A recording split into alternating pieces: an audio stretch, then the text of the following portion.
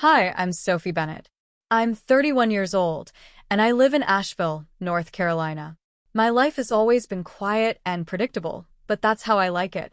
I work as a nurse at the local hospital here, and it's a job I genuinely enjoy. It brings me a sense of purpose and stability. Every day, I get to care for people and make a small difference in their lives. It's not a glamorous job, but it's mine, and it suits me perfectly. I was raised by my grandfather after I lost my parents when I was young. He was a kind, gentle man who made sure I had everything I needed. My parents' passing was a huge loss, but my grandfather's love and care helped me get through those tough times. He instilled in me a deep sense of responsibility and compassion, values that I carry with me into my work every day. My days at the hospital are filled with familiar faces and routines. There's Mrs. Carter, an elderly lady who loves mystery novels and often asks me about the latest books. Then there's Mr. Davis, a retired teacher who shares his stories of the past whenever he visits. These interactions, though simple, bring me comfort and a sense of belonging. They make my workdays feel meaningful. My life took a sudden turn about 6 months ago when I met Andrew. Andrew is a 34-year-old software developer who had just moved to Asheville for a new job. I first saw him when he came into the hospital to volunteer. At first, I thought he was just another well-meaning individual trying to give back. But as time went on, I realized there was something different about him. Andrew was confident and charming, with a way of making people feel at ease. He started visiting the hospital regularly, always under the pretense of volunteering. I noticed how he took an interest in my work and how he seemed genuinely concerned about the patients. Our conversations were light and pleasant, and he quickly became a familiar face. One day, as we were chatting in the hospital cafeteria, Andrew looked at me with a glint in his eye. "Sophie," he said, "I'd really like to get to know you better. How about we grab dinner sometime?" I was taken aback, but intrigued. "Sure, I'd like that," I replied, trying to keep my voice steady. Our dinner dates became a regular occurrence, and our bond grew stronger with each passing week. Andrew was attentive and kind, and for the first time in a long while, I felt like someone was genuinely interested in me. It was a new and exciting experience, one that I hadn't anticipated but welcomed with open arms. After a few months, Andrew proposed. It was a beautiful evening, and he got down on one knee with a ring that sparkled in the dim light. "Sophie, will you marry me?" he asked, his voice full of hope. I hesitated. My heart was pounding, and my mind raced with doubts. I remember how his parents, Evelyn and Charles, had reacted when I met them. They were wealthy and seemed dismissive of my modest background. Evelyn's gaze was icy, and Charles's remarks about my lack of social standing made me feel small. Despite my reservations, I said yes. I told myself that Andrew's love was worth navigating these new, uncomfortable social dynamics. I was willing to overlook the disapproval of his parents and focus on the love we shared. At their insistence, we signed a prenuptial agreement. Andrew assured me it was just a formality, and I agreed without much fuss. I didn't have much to lose, or so I thought. After our wedding, I moved into Andrew's house. It was a lovely place, but it quickly became clear that it wasn't truly ours. Evelyn and Charles frequently visited unannounced, and their behavior was both intrusive and demeaning. They would walk into the house and immediately make themselves at home, often reminding me of my place. One day, Evelyn walked into the kitchen and said, "Remember, Sophie, in case of a divorce, you can't claim any of this." Her comment stung, but I tried to brush it off. It was a constant reminder that everything in the house, from the furniture to the decor, was not truly mine. Andrew's behavior started changing, too. He became distant and began joining in on the jokes his parents made about me. It was painful to see the man I had fallen in love with turning into someone unrecognizable. The stress of living in such a toxic environment began to take its toll on me. I started experiencing severe stomach pains, but I tried to ignore them. It wasn't until I collapsed at work that I realized how bad things had become. I woke up in the hospital, feeling weak and alone. The doctor said it was stress-related, and I knew that something had to change. During my hospital stay, I received a visit from a lawyer. He informed me that my great-aunt, whom I barely remembered, had passed away and left me a $15 million inheritance. The news was shocking and surreal. For a moment, I couldn't comprehend the magnitude of it. My life had been so simple, and now it was about to change dramatically. Andrew and his parents were suddenly overly affectionate when they learned about the inheritance. Their sudden shift in behavior was unsettling. I overheard them talking about how they could secure the money for themselves. That's when I realized their true intentions. The kindness they had been showing was nothing more than a facade. I knew then that I had to take control of my life and stand up for myself. The inheritance was a turning point, but it was up to me to decide how to use it and how to move forward. The path ahead was uncertain, but I was determined to reclaim my life and find a way to turn this unexpected fortune into something meaningful. The moment I learned about the $15 million inheritance, everything felt like it was spinning out of control. The shock was overwhelming, and I felt a mix of fear and excitement. The money was a significant amount, enough to change my life completely. But the more I thought about it, the more I realized how it might also change the dynamics in my marriage. Andrew's sudden concern and his parents' overly attentive behavior made me uneasy. They were no longer the same people I had known before the inheritance news. Their fake concern and gestures of affection felt like a ploy. I could see right through them, and their true colors started to show. After my discharge from the hospital, I began to consider my options. I knew I couldn't stay in the house where I was constantly belittled and reminded of my place. Andrew's behavior had turned hostile, and the loving husband I once knew seemed to be lost. I needed to make some serious decisions about my future. One evening, as I was sitting alone in the house, I found myself thinking about the inheritance and what it could mean for me. I had always been a practical person, and now was no different. I decided to meet with the lawyer who had informed me about the inheritance. I needed to understand the full extent of my new reality and what steps I should take. When I met with the lawyer, he explained that the inheritance came with a significant amount of responsibility. The funds were intended for me to use as I saw fit, but there were legal safeguards in place to ensure that no one else could claim them. That brought me some relief, but I knew I had to act quickly to protect myself. With a clear understanding of my legal rights, I began to plan my next steps. I decided to file for divorce. The prenuptial agreement Andrew and I had signed seemed to protect my assets, but I wanted to make sure everything was handled properly. I met with a divorce lawyer who assured me that my inheritance was safe and would remain solely mine. The hardest part of this process was confronting Andrew. I had to tell him that I was leaving, and I knew it wouldn't be easy. I rehearsed what I wanted to say and prepared myself for his reaction. I didn't want to make any accusations or arguments. I just needed to state the facts and take control of my life. The day came when I finally faced him. We sat down in the living room, and I took a deep breath. "Andrew, we need to talk," I started, trying to keep my voice steady. "I've decided to file for divorce. The recent events have made me realize that this relationship isn't what I thought it was. I need to take control of my life and protect my future."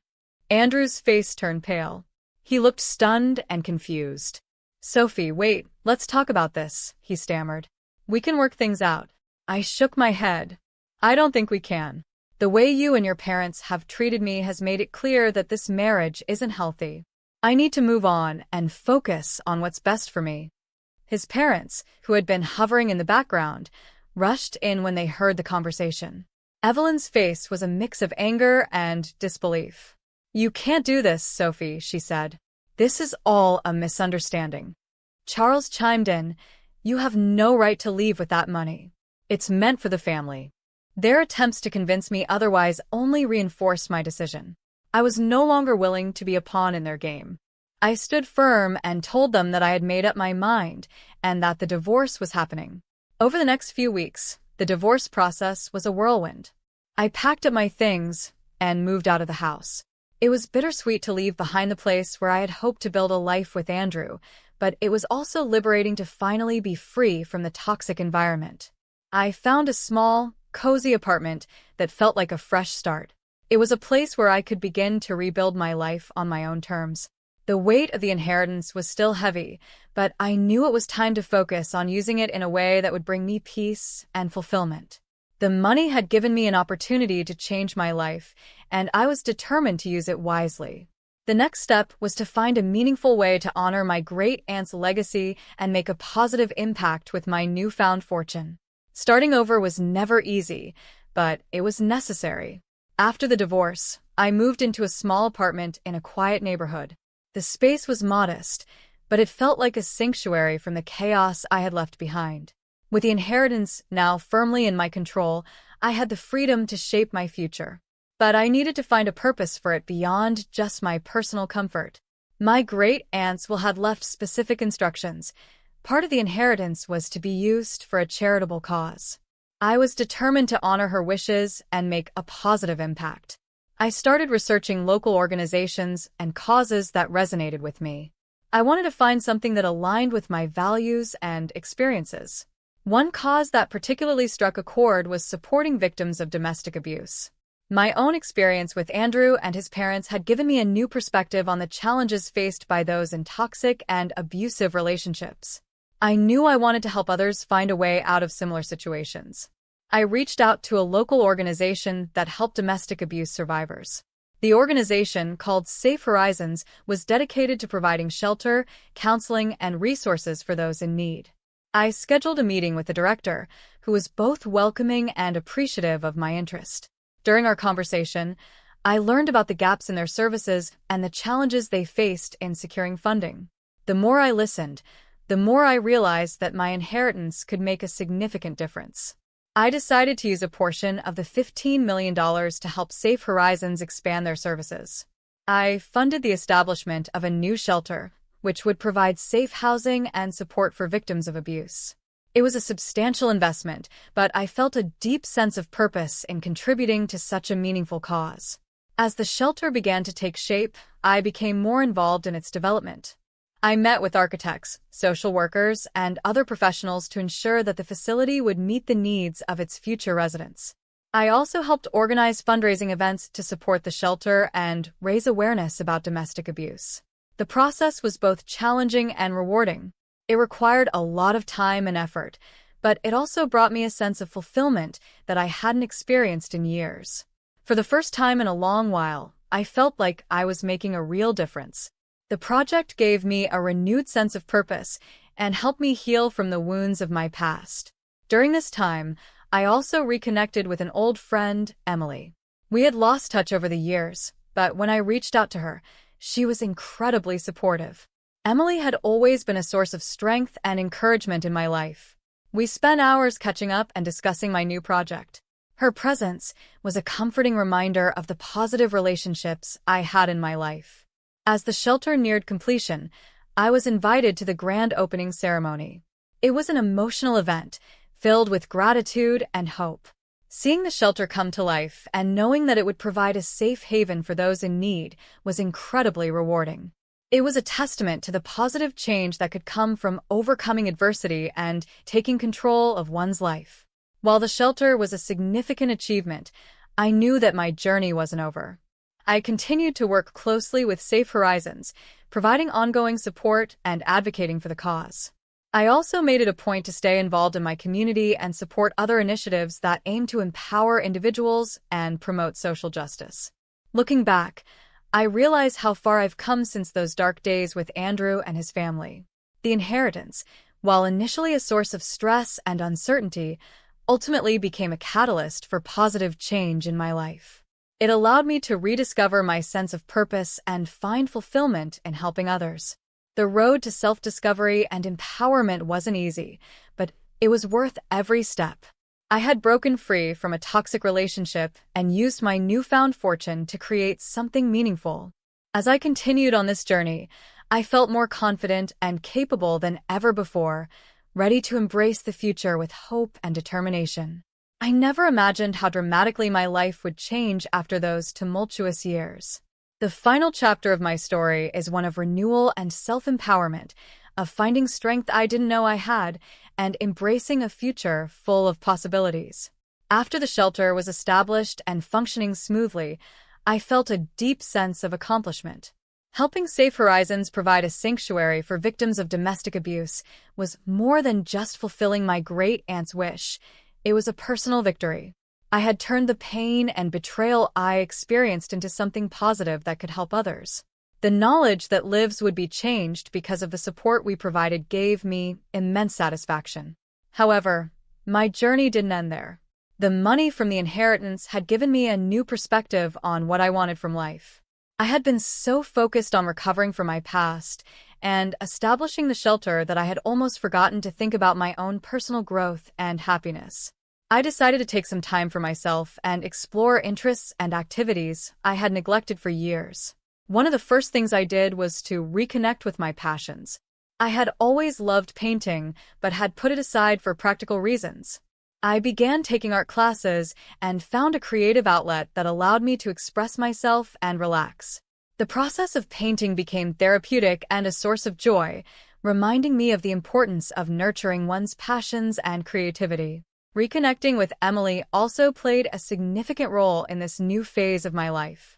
Her friendship was a steady reminder of the supportive relationships I had, and we spent more time together, exploring new hobbies and simply enjoying each other's company.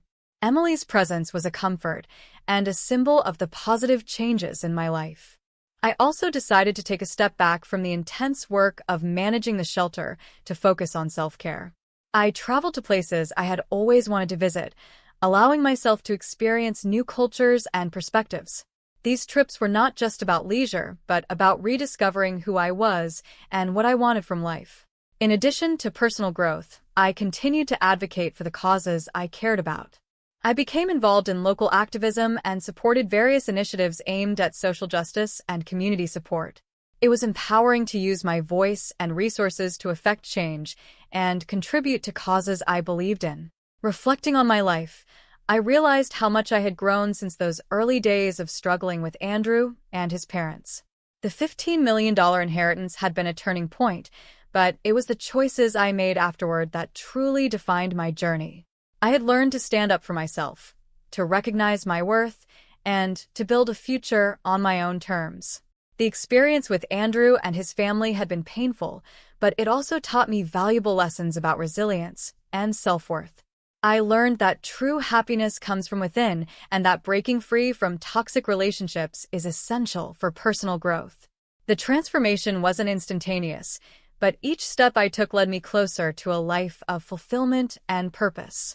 As I look forward to the future, I feel a sense of peace and optimism. My life now is a testament to the power of self-discovery and empowerment. I have built a new path for myself, one that reflects my values and passions, and I am ready to embrace whatever comes next with confidence and hope. This journey has been about more than just overcoming obstacles. It's been about discovering who I truly am and what I want from life. And as I continue to move forward, I carry with me the lessons learned and the strength gained from a story that began with hardship but ended in hope and renewal.